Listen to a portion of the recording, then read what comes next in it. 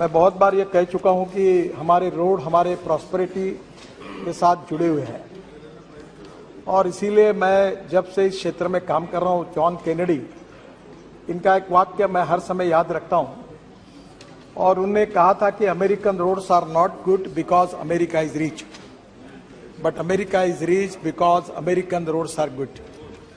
और मैं इसी बात पर भारत को आत्मनिर्भर भारत बनाने का, सुखी समृद्ध संपन्न शक्तिशाली हिंदुस्तान बनाने का जो संकल्प प्रधानमंत्री मोदी जी ने किया है, उसके आधार पर मैं इस सदन को विश्वास दिलाना चाहता हूं कि 2024 समाप्त होने के पहले हिंदुस्तान का रोड इंफ्रास्ट्रक्चर अमेरिका के बराबर होगा, ये विश्वास मैं दिलाना चाहता हूं। मेरी कोशिश होगी कि श्रीनगर से आप 20 घंटे के अंदर मुंबई पहुंच जाओगे, ऐसा काम होगा। हमारे लिए खुशी की बात है कि दिल्ली से जयपुर 2 घंटे में, दिल्ली से हरिद्वार 2 घंटे में, दिल्ली से देहरादून 2 घंटे में, दिल्ली से जयपुर 2 घंटे में, दिल्ली से अमृतसर 4 घंटे में और दिल्ली से मुंबई 12 घंटे में इसी साल हम दिसंबर के पहले कर सकेंगे। आज हमारे देश में केवल यहां काम हो रहा ऐसा नहीं है। हम लोग चेन्नई से बेंगलोर का रोड बना रहे हैं, वो भी 2 घंटे में हो जाएगा। काफी लंबी लिस्ट है, पर मैं सम्मान्य सदस्यों को ये विश्वास दिलाना चाहूंगा कि राष्ट्रीय महामार्ग के ऊपर 2014 में हमारी सरकार आई। मैं निरंजन जी आपको कोई कॉन्ट्राडिक्ट नहीं कर रहा हूं, केवल वस्तुस्थिति बता रहा हूं। ये जोजिला टनल थी, ये इसका मंजूरी आपके सरकार ने दी थी। बाद में इसके बाद 4 बार टेंडर हुआ। एक बार टेंडर आया तो एक ही टेंडर आया, रिजेक्ट किया गया। दूसरे बार टेंडर आया तो आईएलएफएस को मिला, वो आईएलएफएस की हालत खराब होगी तो टेंडर टर्मिनेट हो गया। तीसरे बार टेंडर आया, उसमें भी अड़चन आई क्योंकि 12,000 करोड़ कॉस्ट बढ़ गई। फिर कैबिनेट में जाना पड़ा। तो मेरे समझ में नहीं आया कि ये कॉस्ट क्यों बढ़ रही है। और मैं केवल, ये मेरा श्रेय नहीं है, मेरे हमारे अधिकारियों का है। और दिल्ली में एक एसोसिएम करके एक संस्था है जो उद्योग और व्यवसाय में काम करती है, उनको मैंने कहा कि आप इसके ऊपर एक दिन का वर्कशॉप लीजिए। और नॉर्वे से लेकर दुनिया के सब लोगों को बुलाया और टेक्निकल और फाइनेंशियल क्वालिफिकेशन के बारे में, ना मैं चार्टर अकाउंटेंट हूं ना मैं इंजीनियर हूं, पर मुझे वर्ली बांद्रा सी लिंक मुंबई में बना, एक्सप्रेस हाईवे बना, थोड़ा अनुभव था। तो मैंने कहा ये टनल की कॉस्ट एग्जैगरेटेड है, इसके टेक्निकल क्वालिफिकेशन बदले। और उसमें इंडियन कॉन्ट्रैक्टर को इंकरेज किया गया। 12,000 करोड़ की एस्टीमेट कॉस्ट थी। और आज मुझे बताते हुए एक खुशी हो रही है, हमारे यहां तो अभी तो मैं 50 लाख करोड़ के काम कर चुका हूं। और इस सदन को विश्वास के साथ नम्रतापूर्वक बताना चाहता हूं, यहां तो थोड़ी भी गड़बड़ हुई तो तुरंत आपको पता चल जाता है। आपको 50 लाख करोड़ में एक भी कॉन्ट्रैक्टर ऐसा नहीं मिलेगा कि उसको अपना कॉन्ट्रैक्ट मंजूर करने के लिए कभी मंत्री को मिलना पड़ा, ऐसा एक भी नहीं मिलेगा। आपको कोई ध्यान में आएगा तो मुझे बता दें। Transparent, time bound, result oriented and corruption free.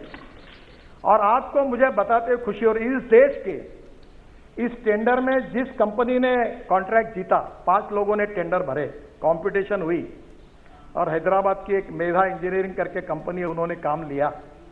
और फारूक साहब, इस एक ही काम में हमारी सरकार ने एस्टीमेट कॉस्ट से 5,000 करोड़ रुपए की बचत की और ये करके दिखा 5,000।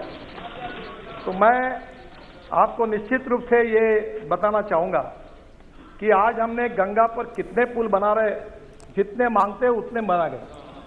यानी स्वाधीनता के बाद जब तक हमारी सरकार नहीं आई, उतने ब्रिज गंगा पर थे, उतने हमारे 7 साल में ललन सिंह जी बैठे हैं, जो बोलते हैं वो मंजूर करा के हमने सब मंजूर करके दिए। ब्रह्मपुत्रा के ऊपर भी अभी तक ये बहुत, ब्रह्मपुत्रा तो सागर ही है और उसमें भी आपके यहां जितने मांगे उतने, जिसका आपने कल माजोली का उल्लेख किया, मेरे से गलती हो गई, मैं सोनवाल जी के प्रचार में आया था माजोली और वो सोनवाल जी मुख्यमंत्री थे और मुझे हाथ दबा दबा कर हेलीकॉप्टर, आप एक ही करो, आप बोल दो। तो मैंने बोला अरे मुझे कुछ मालूम नहीं कॉस्ट कितनी है क्या है, तुम मुझे कर रहे हो जबरदस्ती। बोले आप बोल दो मैं चुनाव जीतूंगा नहीं तो मैं हार जाऊंगा, ये लोग नाराज हैं। उसने मुझे इमोशनल, अब ब्लैकमेलिंग शब्द बराबर नहीं है पर इमोशनल हाथ दबाकर थोड़ा सा ऐसा डरा दिया कि मैं पब्लिक मीटिंग में गया और मैंने कहा कि माजोली का पुल हम बना देंगे। जैसे मैं आया दिल्ली तो मेरे अधिकारी ने बताया कि सर आपको पता है ये ब्रिज कितने कीमत का है? बोला कितना? बोले 6,000 करोड़ का। तो मेरा एकदम डाउन हो गया। मैं बोला 6,000 करोड़ एक ही ब्रिज के लिए कैसे देना? और आपको बता दो अध्यक्ष महाराज ये कितना अच्छा काम हुआ। हमने एक नई टेक्नोलॉजी लाई। वैसे भी स्टील और सीमेंट का 40% हम कंज्यूम करते हैं और मार्केट में भाव बढ़ाते जा रहे हैं। मेरा तो बात चल जाए तो मैं स्टील और सीमेंट का उपयोग ही खत्म कर दूंगा रोड से, ताकि ये घूमते रहे। क्योंकि हमने क्या किया कि ये जो ऑस्ट्रेलिया अपना सिंगापुर में और मलेशिया में एक टेक्नोलॉजी आई, ये जो 2 बीम दिख रहे हैं आपको, इसमें मेट्रो में सब जगह पर डिस्टेंस होता है 30 मीटर। और अभी हमने ये तय किया कि वहां जो टेक्नोलॉजी आई है, ये 2 पियर के बीच का डिस्टेंस 120 मीटर तक हो सकता है, क्योंकि ऊपर का जो बीम डालते हैं उसका कास्टिंग स्टील फाइबर में होता है। और अध्यक्ष महाराज हमने वो मैंडेटरी किया और टेक्नोलॉजी नहीं लाई। वर्ल्ड की जितनी अच्छी टेक्नोलॉजी वो लाने की कोशिश करे वो हमने स्वीकार की और फिर ये माजोली आइलैंड का टेंडर निकाला। और आपको बताते हुए मुझे खुशी हो रही है कि 6,000 करोड़ का ब्रिज हमने 680 करोड़ में यूपी ब्रिज कारपोरेशन को दिया और यूपी ब्रिज कारपोरेशन अभी वहां काम कर रही है और शायद मैं इस साल में एक साल में उसके उद्घाटन के लिए आ जाऊंगा। तो अध्यक्ष महाराज हमारी कोशिश यही रही कि कॉस्ट ऑफ कंस्ट्रक्शन को कम करना और क्वालिटी ऑफ कंस्ट्रक्शन को इंप्रूव करना। और ये करते समय कभी कभी बहुत लोगों ने चिंता जताई कि एनएचआई का क्या होगा, बहुत कर्जा आया है। मैं आपको बताता हूं, कभी कुछ पूरा सच बताने में मेरी इसलिए अड़चन है कि अगर ये मैं कभी बताऊंगा तो आप उस दिशा से अगर मेरे ऊपर अगर आर्गुमेंट करने लगे तो मैं अड़चन में आ जाऊंगा। ये मेरा सौभाग्य रहा कि देश का पहला बीओटी प्रोजेक्ट, मैं महाराष्ट्र में मंत्री था तो मुझे करने का सौभाग्य मिला, ठाणे भिवंडी बाईपास। तो ठाणे भिवंडी बाईपास बनाया तो उसमें पहला टोल प्रोजेक्ट हुआ। अब ये खुशी से नहीं हुआ अध्यक्ष महाराज, ये मजबूरी है। मजबूरी है कि इतना बड़ा इंफ्रास्ट्रक्चर करने के लिए सरकार के पास पैसे नहीं है और पैसे नहीं है तो इसके ऊपर 2 उपाय कि चुपचाप बैठो और नहीं तो कुछ दूसरे मार्ग से पैसे लाओ। अब इसमें नुकसान नहीं है। जैसे अभी दिल्ली से मेरठ 4.5 घंटे लगते थे, अब 18 लेन का रोड बनाया अक्षरधाम के सामने, आप लोग रोज उसका अनुभव करते हो। अभी पहले मुझे याद है कभी मैं जाता था उधर से तो ऐसा लगता था कि कभी जाना नहीं चाहिए, पर अध्यक्ष महाराज आज दिल्ली से मेरठ 40 मिनट में आते हैं। और अभी मैं जब मेरठ गया था तो मुझे मेरठ के लोगों ने बताया कि हम 35 मिनट में आधा, तो हम तो गवर्नमेंट गाड़ी में जाते तो 80-90 की स्पीड में होती है। तो उन्होंने मुझे कहा कि अब तो हम लोग कैनॉट प्लेस जाते हैं, आइसक्रीम खाते हैं और वापस आते हैं। यानी इतनी कनेक्टिविटी बढ़ी। आप मुझे बताइए 4.5 घंटे अगर गाड़ी चलेगी तो जितना पेट्रोल डीजल जलेगा वो 40 मिनट में बचत हो जाएगी, वो पैसे में हम टोल लेते हैं। अब ये जो श्रीनगर में दिल्ली से 8 घंटे में आप जाएंगे, अभी आज तो मुझे लगता है कि 8 भी नहीं 30 घंटे में भी जाना मुश्किल है। तो स्वाभाविक रूप से इसका सबसे बड़ा फायदा हुआ कि ये 22 ग्रीन हाईवे जो बना रहे हैं हम लोग, इंडस्ट्रियल कॉरिडोर बना रहे हैं। अध्यक्ष महाराज देश की सबसे बड़ी समस्या अगर कोई है तो लॉजिस्टिक कॉस्ट है।